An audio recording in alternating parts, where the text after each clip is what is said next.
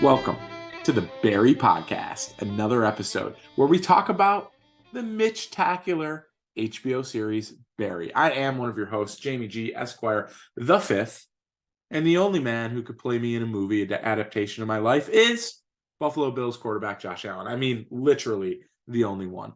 I'm here with my co-host Magnum Mills, and we're going to talk about a nice meal, the penultimate episode of Barry. Mills, we're here, man. One episode left, buddy. Yeah, dude, we're here. I am Magnum Mills, and you know what? I'm going to make a movie about you where you're played by Tony Danza just to fuck with you.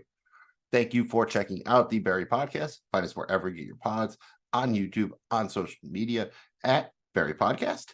You know, it's usually not that hard for pilots to fly until you start drinking, and then you go to land, and you forget the flaps. That's a crucial mistake you don't want to make. Please remember to follow, like, and please subscribe. Helps other people find the show, helps you land that plane on the ground. We greatly appreciate it, and so do your passengers. Please, and thank you. Enjoy the show. And during our episode discussion, we will be spoiling A Nice Meal, as well as all previous episodes of Barry. In addition to that, any articles, interviews, and podcasts are fair game for discussion. This is your only freaking warning, so consider yourself warned. And I guess it's time for those episode details, starting now.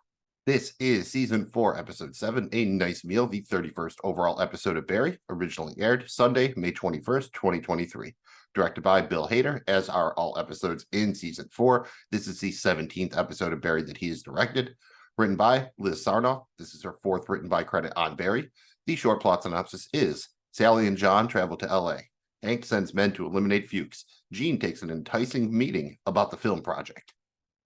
Oh, it was enticing, all right. And before our recap discussion of this episode, we'll give you our overall thoughts.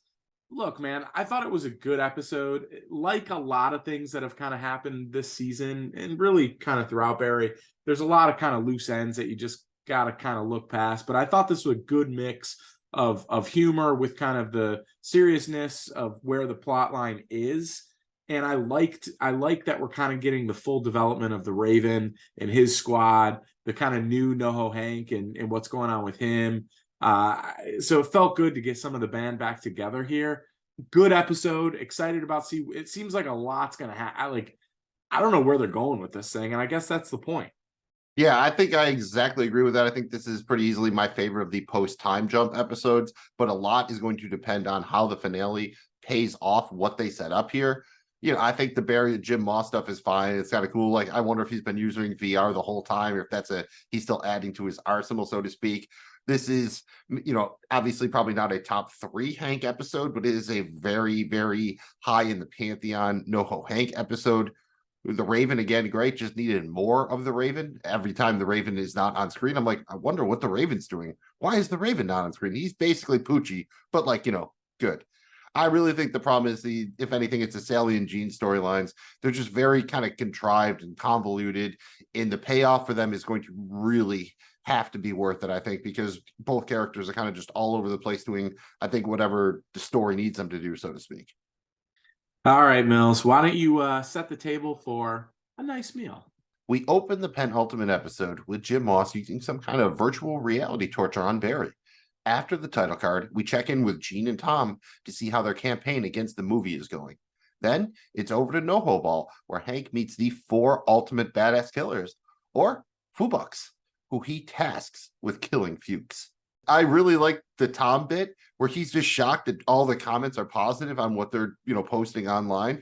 I mean, I didn't think of it before, but it's like you're decided to take the more honorable path, I love these kind of just throwback to the idea that while Tom hangs out with Gene, he really doesn't have that high of an opinion of him. Yeah. At least on some level, maybe a professional level. He likes him personally, but nice. Anytime we get Tom, it's a win. I'll also say that really cool scene with Hank with add him to the cart next sold like that. I thought that was some good humor as we're going through the four killers there. Oh yes, they are going to come back up again one way or the other. I mean, honestly, you could just tell right away. Right down to Hank basically wearing the Joker suit. Yeah, this is going to be a fun one. And I just have to say, the Fubucks was pretty good, but why not go with 4 unrelenting, careful killers or the Fucks? Just saying. Would have been much better. They should have. That's why they should hire you, because that's a much better. You start doing like what you go, Foo Bucks, and I'm like, oh, you're just doing Fubu or Bufu. Like you're doing like, come on, man. How high are you? Doing a Bufu thing. Buy us. Fuck you. Yes, sir. Dean Cain, sir. Back in Jim's garage, Barry continues to undergo virtual torture. Barry mentions giving Gene $250,000, which piques Jim's interest, and he confirms the payment in his notes. Next, Gene gets a call from Matt Iserson, an agent at UTA. Matt tells Gene that he represents Daniel Day-Lewis, who wants to come out of retirement to play Gene in the movie about Barry. Against his better judgment, Gene agrees to meet with him. As soon as he hangs up with Matt, Gene gets a call from Sally. Sally asks him to pick her and John up at the airport. Gene declines. He can't miss this meeting, but he tells her to go to his house and he'll meet her there later. Dude, they kind of, rope-a-doped us a little bit, but here comes that $250K. I remember talking about it last season, waiting for it to come up again. I think we briefly mentioned it in our season preview, if at all, but they definitely lulled us to sleep, and lo and behold, in the penultimate episode, man, $250,000 coming back around. Oh, it comes back around, and a couple things here. One, nobody wants to see torture, so I like that if they went the torture route, they did this virtual torture. I also thought the voiceover piece with Jim Moss was really kind of creepy and scary and like intimidating. So it gives you the feeling of like, wow, that was probably very intense torture session. This is all in your head, Barry. Why can't I feel my arms and legs? I cut them off. My exact note on that just says that Jim Moss, the actor, if he can do that voice, then he should be, he could definitely be up for a Batman animated series kind of deal. That's a good Batman voice. That was my literal note, was Batman voice, question mark. Yeah, and you got to give it to Gene where he's like, anything, sweetheart. We're at the airport. Can you come pick us up? Now?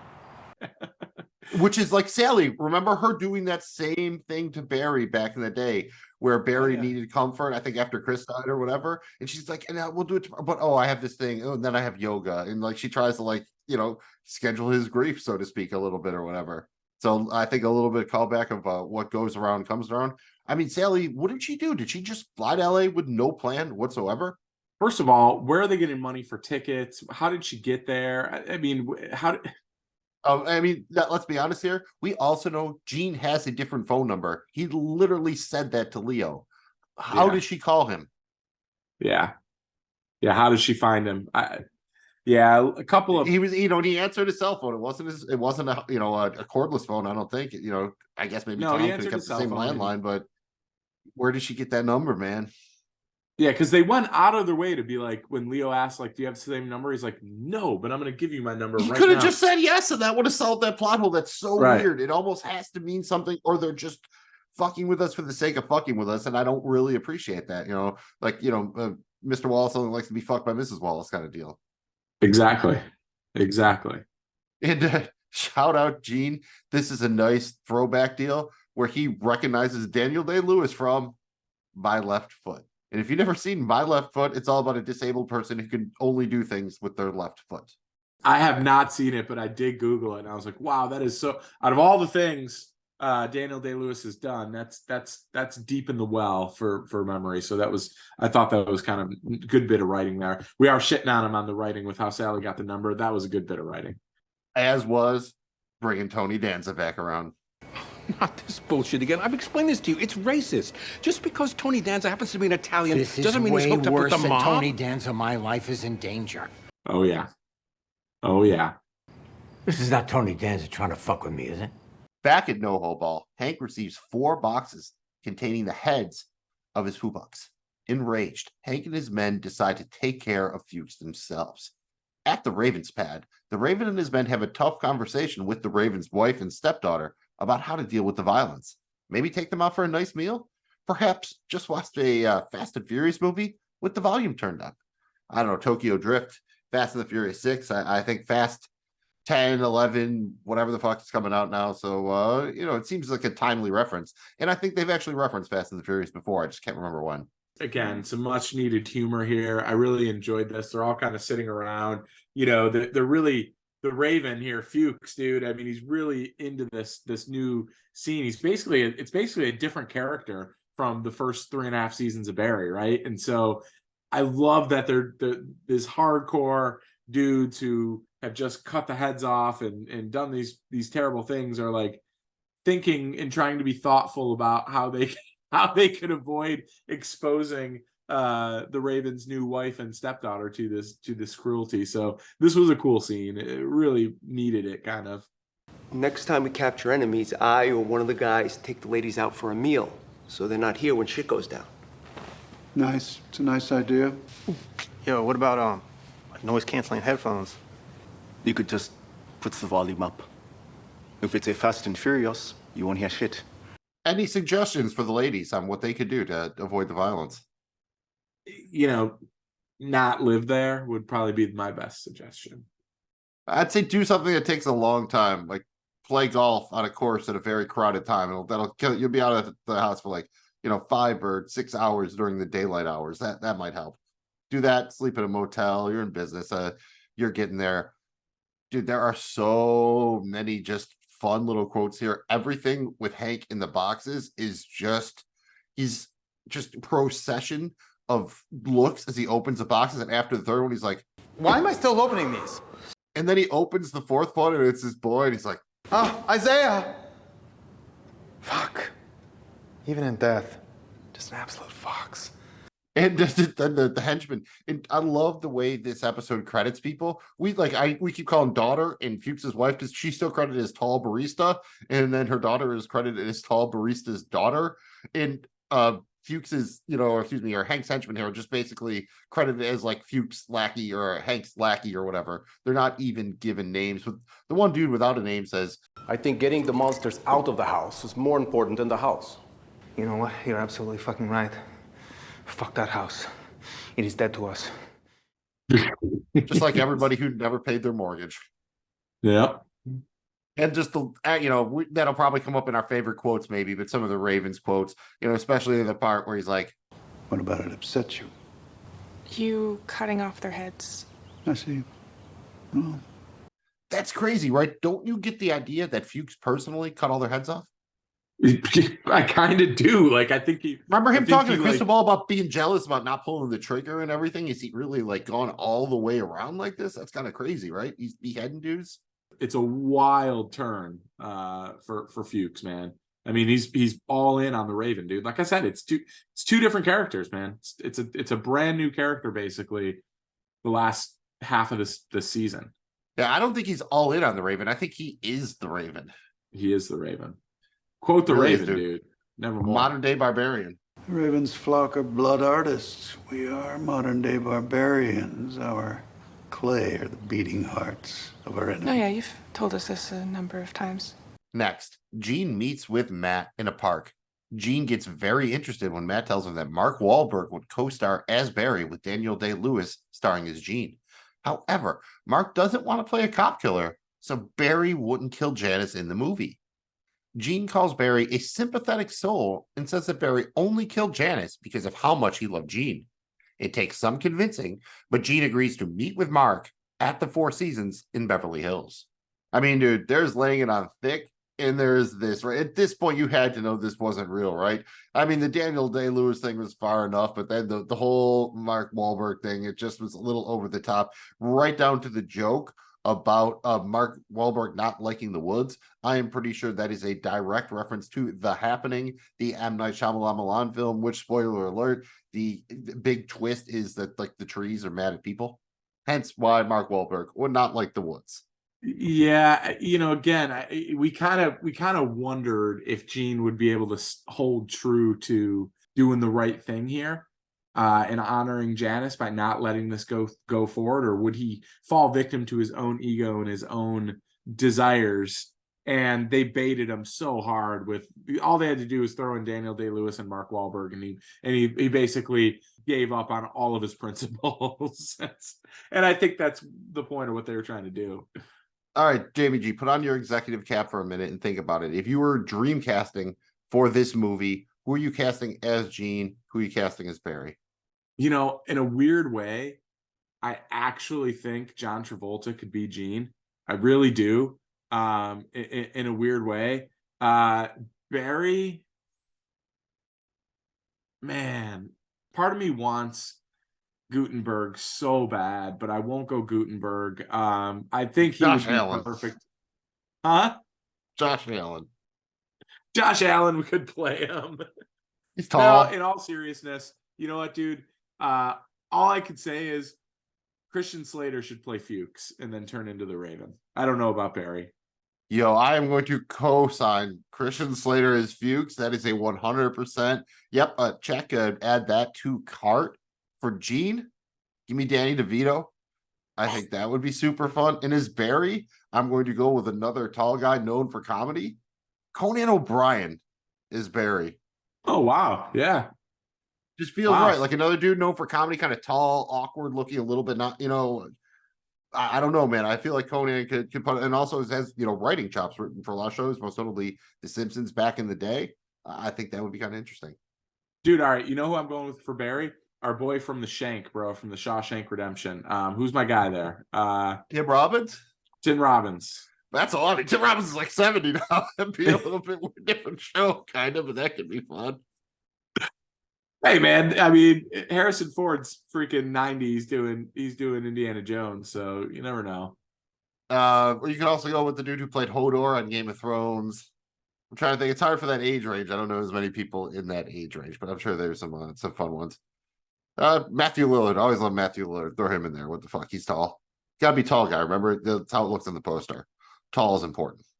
Could George Costanza play Gene? Could that be a thing where we Jason Alexander is Gene Alexander? would be, yeah, that could work. I would be behind that casting, I think. Shit, Bryan Cranston could probably be Gene too. Now you're getting me into it. Oh, good. At the Raven's Nest, one of his men takes the ladies for a ride. Immediately after that, Hank and one of his men fire a missile at the house, but it misses by a lot. The Raven's men pursue them, and Hank's henchman is killed. Hank manages to escape by falling down a steep embankment.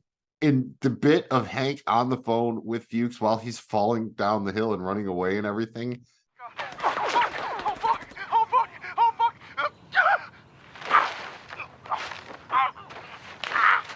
It's just so good. And so is the missile missing and them only having the one missile. Like, that is classic Barry right there. That is all of the stupid minutia that I love so much.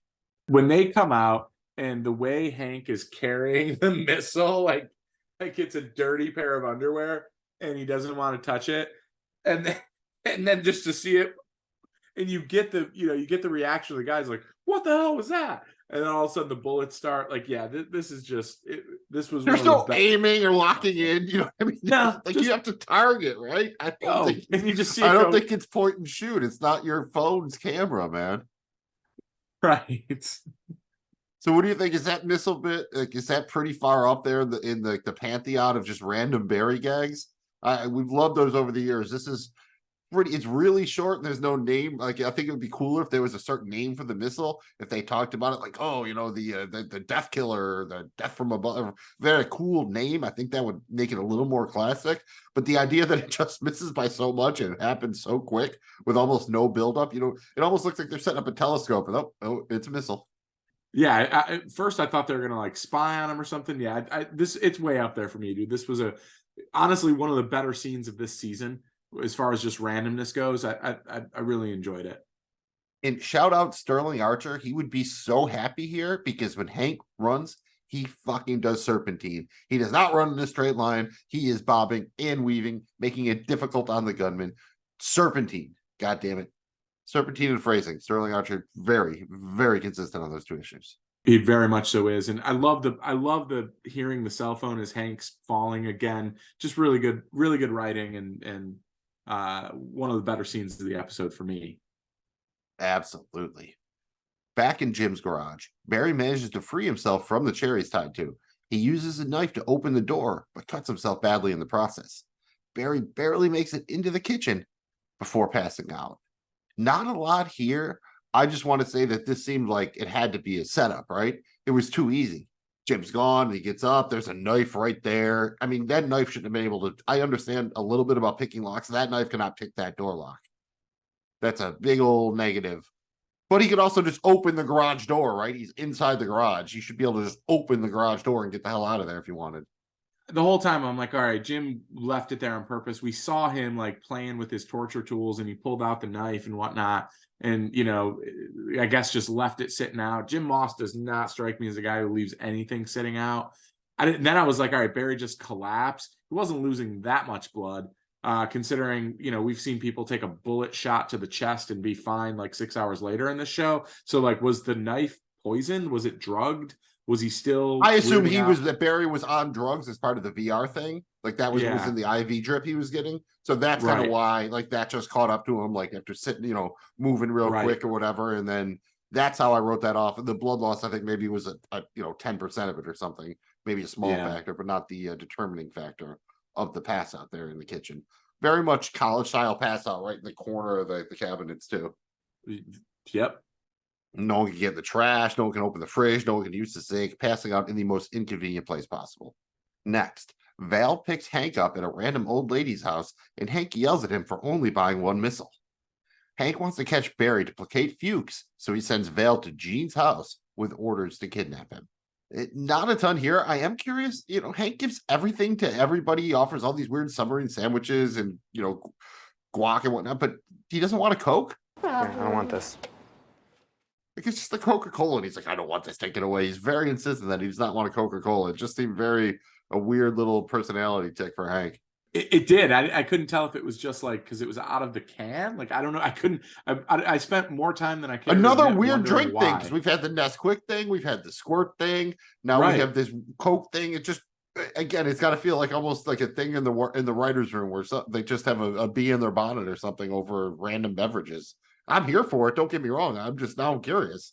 Yeah, it was. I spent a lot of time wondering, like, is it he doesn't want to drink out of a can? Like, it was. I had a couple of weirdness moments in this episode. That was one of them. Yeah. In any chance you're going to use any of the quotes from this short scene for your favorite quote? Because there's two very good ones there. No, but I will say I do enjoy Dirty Hank. I thought it was fun to watch him, covered in perfectly covered in dirt all over. I enjoyed that. And also not injured from that tumble down the hill, and maybe exactly kept his phones okay. So good for you, Hank, but not so good for Val because he was supposed to watch the budget for office supplies. You only gave us one rocket. You told us to watch the budget. Yeah, I was talking about office supplies. And also, I guess they name phases of their plans. That's like a thing that they do. This war on Fuchs has entered a new phase. And what do we call this phase? The give Fuchs whatever he fucking wants phase. At Gene's house, Sally pounds on the door, but nobody is home. She tries to reassure John, but begins to doubt herself. She approaches a nearby police officer, intending to turn herself in. When the officer takes off his sunglasses, she sees Shane, the man she stabbed in the eye and killed in the season 3 finale. She decides not to go through with it, and the cop drives away. Sally turns around to see Hank's men helping John into an SUV, and another set of men approach Sally. And I think we should note here, I think someone pointed out in the comments of our YouTube video, thank you, whoever you are, I don't remember your name, but in the last episode, the guy yelling about the eye was basically yelling the same shit that Shane yelled when Sally stabbed him in the eye in that season 3 finale. Ah! The fuck! You just poked me in the eye? You fucking bitch! I don't know if Sally is imagining things, but she's at least, I think, projecting onto other things. And that's one thing we never really considered, right? We talked about why did Sally do what she did. The fact that she actually killed somebody, even in self-defense, I guess is really screwing with her, right? Maybe that at least add some context to what's been going on. Yeah, I kind of forgot about the stabbing in the eye. I knew she killed him. I forgot about the stabbing in the eye. I did too. And so I kind of forgot about it until this episode. And yeah, shout out to whoever that was that pointed us out. We appreciate that because you're right. It's easy to overlook it because her grief of her life is one thing, but then it's like, oh yeah, you forgot, like she's not a killer and she took a human life. And I don't know that she ever processed that. And obviously it's messing with her and it shows itself today. Do you think that there was actually a police officer there and she was getting ready to turn herself in? Or do you think she was just kind of imagining that? This is fucked up. I think it's yes, but just because that's how the LAPD works on the show, that of course they would drive away right as like a child is being kidnapped in the background. That totally tracks with the show. So that's why I think it more than any other reason, just because that's how we've seen the LAPD work on the show. And I do say that I think the point where, Sally's kind of trying to reassure John, and he asks, like, and then what are we gonna do? Well, then we're just gonna keep doing what we're doing. That's the point. I think she realizes, like, what am I doing? Like, am I fighting to go back to wherever the hell we were doing all that shit that I absolutely hated? What am I doing? I just think that was the exact moment, and that's why she, on the spur of the moment, and she's turning herself in for what? I mean, did people know she was gone with Barry? Is she actually a fugitive or not? That's the kind of thing that we never have any detail about, so it does make it a little bit confusing. Yeah, because I was like, she didn't do anything wrong, though. Like, she's free to go. Did, but nobody knows that. I guess harboring a criminal? Like, I'm trying to think. If they knew she escaped with Barry, but how would they know that? Yeah. I think most people probably assumed she was dead. Yes. If they didn't think she was with Barry, then the primary concern, I would have guessed, would be Barry killed her, right? Especially because Jean disappeared too. Right. So I would guess the assumption would be Barry got out, killed everybody, and then disappeared, right? I guess that's fair for the most part. At the Four Seasons, Matt leads Jean into his meeting, but it's not with Mark Wahlberg. Instead, Leo, Jim Moss, D.A. Buckner, and the Big Cat are all waiting for Jean. Jim confronts Jean about the $250K. Jean admits to taking the money and spending it, but he didn't think it was a big deal. No one was even paying attention to him then. By the time they did, he spent it all. D.A. Buckner wonders if Jean shot Leo because Leo found out that his house was paid for with Chechen drug money. Furthermore, maybe Jean was working with the Chechens and he asked Barry to kill Janice to cover his tracks. Jean denies all of this, but nobody seems to believe him. What do you think, man? Kind of a big twist here, right? Yeah, I didn't really see this coming. Like, I thought it would be maybe a setup for Jean with the whole Mark Wahlberg thing, but I didn't think it would be to pin part of this crime on him at all. And to be honest with you, it's kind of like, I think they're kind of grasping here a little bit, but I guess Jim Moss has got some serious pull, man. When he believes something, whoever he wants to believe it will. And this was a weird kind of twist for me for the plot line of Jean. I hope it's a way to kind of pay off what's been happening this season with him, but it was weird. I don't know. I would say this is an Alanis Morissette level of ironic, because it seems that Jim is convinced that Jean is lying because Jean is such a good actor. Wouldn't that be the irony if somebody actually believing that Jean is this great actor is actually what's going to screw him over? Now that is like rain on your wedding day, or a free ride when you've already paid, or the good advice that you just didn't take. I mean, who would have thought? It figures. In the idea that he might have shot, Jean that Jean might have shot Leo on purpose is kind of crazy. Yeah, it is kind of crazy. I don't believe that at all. I think that's absurd. I think that obviously he was worried it was Barry. He didn't know who was at the door. We know that, I think, but the fact that Leo might think it is kind of crazy. It is, and I don't know. I don't know how big of a fan I am of this plot twist, but they needed to do something with Jean, and so I guess this is what it is. But they needed to do something with him. I mean, that's the one thing. I don't know if I could buy. It seemed like Jim and Jean spent some time together, right? Is he really now going to believe? And how does the payment work? Why would Barry have given Jean the money if Jean asked Barry to kill Janice? Yeah, I mean, if the contract killer is willing to pay you and kill the person, he wouldn't. He'd be very busy, I guess. That's why it just kind of felt graspy. Like, it didn't feel like it was really had enough kind of substance to it to kind of be like, oh, okay. Like, I don't know. That's why I'm not sure I'm a big fan of it, to be candid with you. You see, this seems like one of those parts where we know that COVID messed with the show. They had a third season written. They were in pre-production. They were about to start filming, and then COVID happened. And so then they wound up writing the fourth season and then going back and rewriting the third season. And this seems like it might have been where they were trying to kind of meld the two scripts together, like what they had existing for season 3, and then tried to make it work into season 4. So they kind of shoehorned the $250K in there to pay this off, or they used the $250K here because it was already in the story earlier or something like that. That's more or less my best guess, and there's nothing wrong with that. I did like the idea that Matt is actually Brad, an actor who had taken Gene's class before, and Gene didn't even recognize him. See, why would that's where I'm not like, why would Jim hire him then? Like, if he thinks Gene is this, master strategist actor, that's a little shady too. But I did love the payoff of it.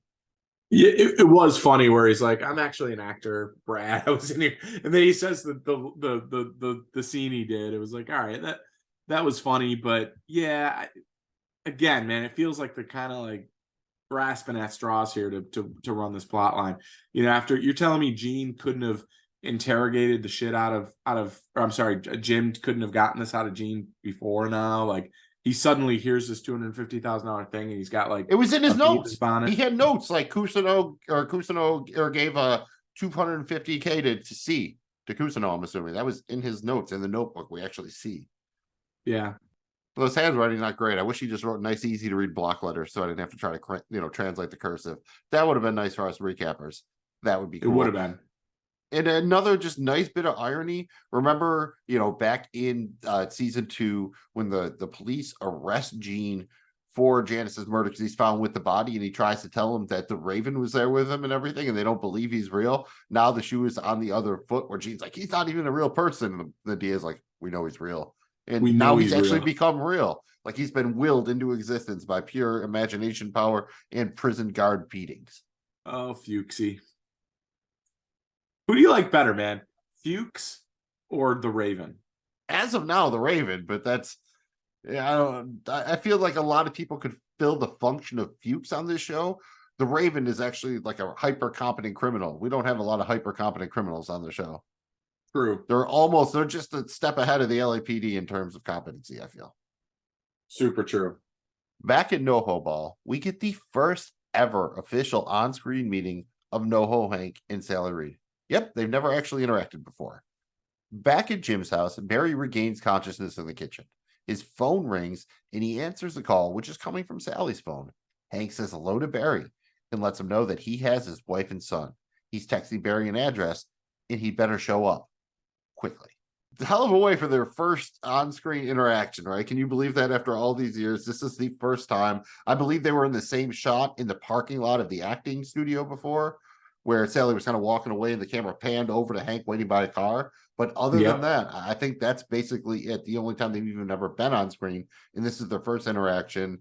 That's crazy. I mean, Hank, this is NoHo Hank. Barry won't kill kids. Would Hank cross that line? That's kind of wild.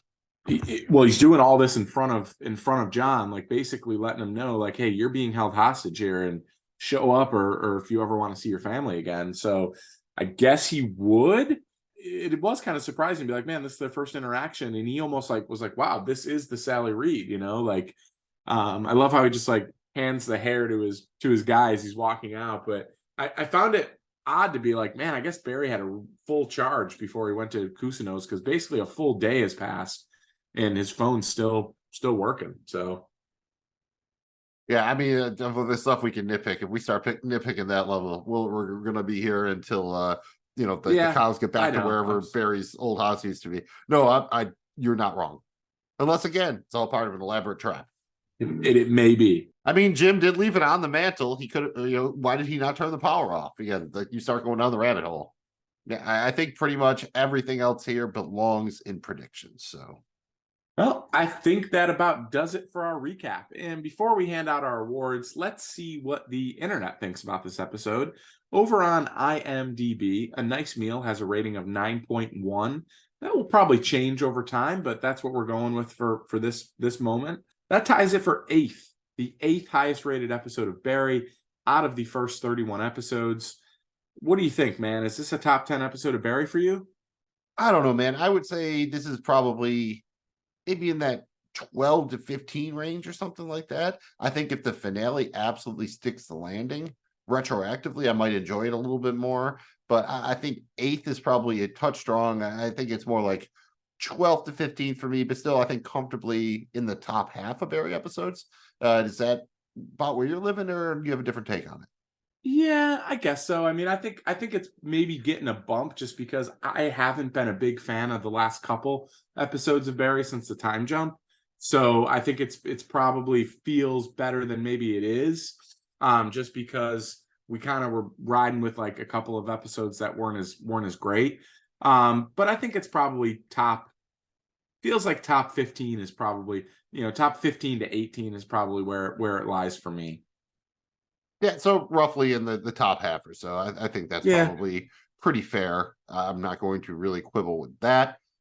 And once again, something I can't quibble with are the episode titles in season 4. This is by far the best season in terms of episode titles. I think A Nice Meal is good. Maybe you could have worked a Fast and Furious thing in there instead if you're going with that conversation. But what the hell, man? Maybe we can do better. Jamie G, make it like mystical and show me what you're working with. Well, we finally got the 250,000. Could 250K be like a name? I mean, that seems kind of Barry-ish, just kind of like one word type thing. It feels like it might have worked. Yeah, as far as this year, I think both Office Supplies and 4 Boxes would have kind of fit with the theme.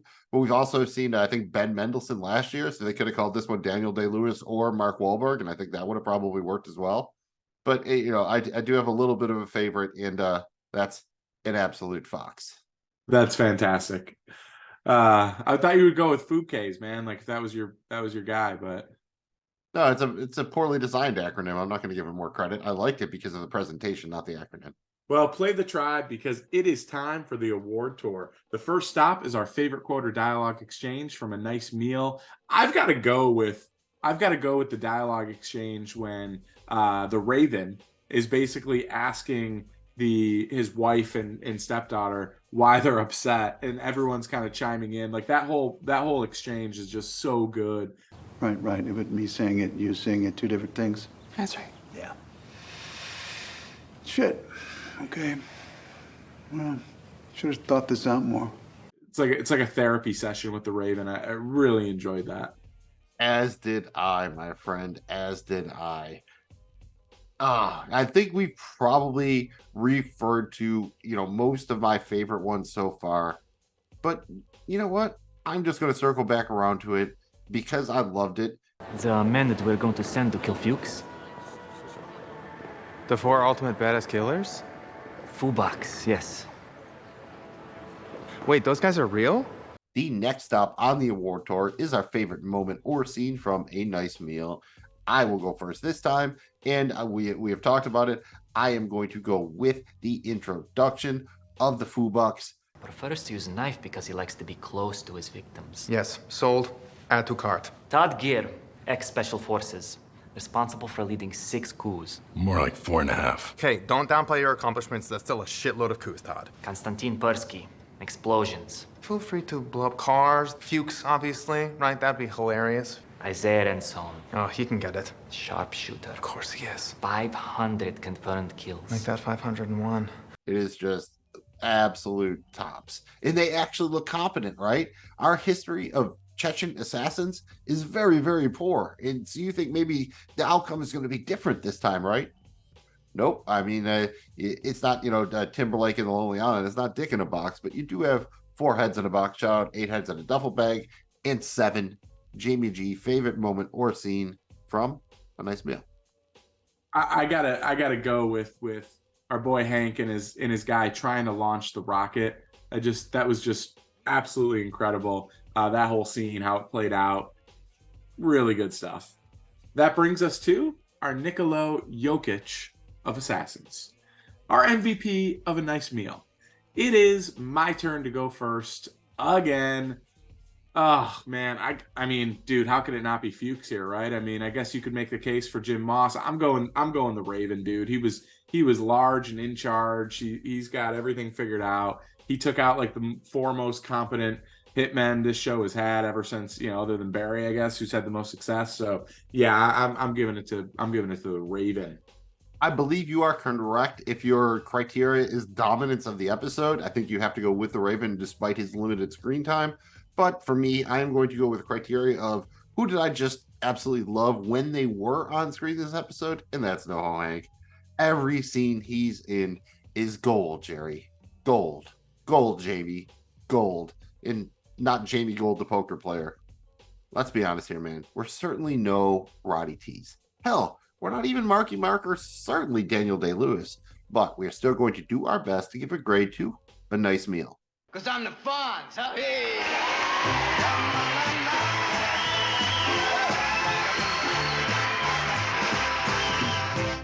In honor of Henry Winkler, Gene Cousineau himself, we grade each episode of Barry on a scale of 1 to 10 Fonzies. I believe I am up first here. Not as high as IMDb, but certainly higher than I've been on the back half of season 4. I'm going 8.8 A. Jamie J. That feels about right. I'm gonna be right there with you. I'll one up you. I'll Bob Barker you a bit here and go 8.9 A's. It didn't crack the 9.0 marker for me, but this was the better episode that we kind of needed after the last couple. So I appreciated that higher rating for me. All right, I suppose that's fair, Claire. That brings us to our predictions. And Jamie G, this is it, man. This is literally the last time we will ever do predictions for an episode of Barry that we've never seen before. And how about it? Let's start on the ancillary stuff. Are we getting anybody else from the acting class in the finale, even in a flashback? I'm afraid not. I hate it, but I don't think we are, man. I think maybe we get Natalie, but other than that, I don't think we get anybody. I'm going with we get Natalie in something set in the current timeline, and we get one more flashback of Ryan Madison. I think it's happening. Maybe bringing it all the way back to the pilot, right? Finales love to do that. And let's just straight up here, let's just do a death check. At the end of the episode, end of the series, Jim Moss, dead or alive? I'm going to say dead. I'm also going with dead. How about Hank? I'm going to say Hank makes it. I'm also going to say alive. The Raven. Oh, man. My heart says alive. My brain says dead. I'm gonna say he dies. I'm gonna vary from you here and go with alive. Sally Reed. I'm gonna say alive. As will I. Barry Berkman. Feels like he has to die, but I'm actually gonna say alive. I'm gonna say alive too. So, of all the people we said aren't dead, who of them ends up in jail? I will say I think Barry is the only one that ends up in jail. It would be a tragedy to see Gene end up in jail. Like he doesn't deserve that, man. So I'm gonna say Barry ends up doing life in jail, and that's kind of how this thing winds down. I don't hate the idea of expanding my previous prediction and having Gene still teach Barry about acting in jail if they were both in jail together. But how about it, man? Will there be another time jump? At least a fairly significant one. You know, I'm not talking a week or something. I hope not. I'm going to say no. I'm going to say but actually, yeah. Okay, go ahead. They've shown that they've done it. You know what? Fuck it. I'll say yes. There probably will be. I'm going to say yes. At the very end, we get a grown John visiting Barry in prison or something like that. That's what I'm going with. What do you think, man? Any chance of a Cristobal appearance in some way, shape, or form, non-statue division? You know, they've been hinting at it so bad, just kind of having us look at that statue, but I'm going to say no. I don't know that there's time for it, man. There's a lot that needs to be kind of sorted here. I'm saying yes. I don't even care if he shows up as like a Star Wars Force Ghost where he's just like glowy in by the fire and waving or something. How about Goran, man? Any chance for a random Goran flashback or something? I wish, but no. I'm going to say no. I miss Goran. And his garage. So do I. How about it, man? One more final fuck up from the LAPD? We have to. There's got to be. I agree. I think that's what's going to, like, Barry's going to wind up being able to basically take the blame for every crime that's ever been committed or unsolved in Los Angeles. So he goes to jail, takes all the brunt of it for everybody else, kind of. And what do you think, man? Gene and Barry have to see each other again, right? So when they do, what's going to happen? I think Barry is going to be apologetic to Mr. Cousineau. I think we saw that a little bit, his true colors during the virtual reality torture scene. So I think Barry's gonna ask for his acceptance, and I think Gene's gonna give it to him.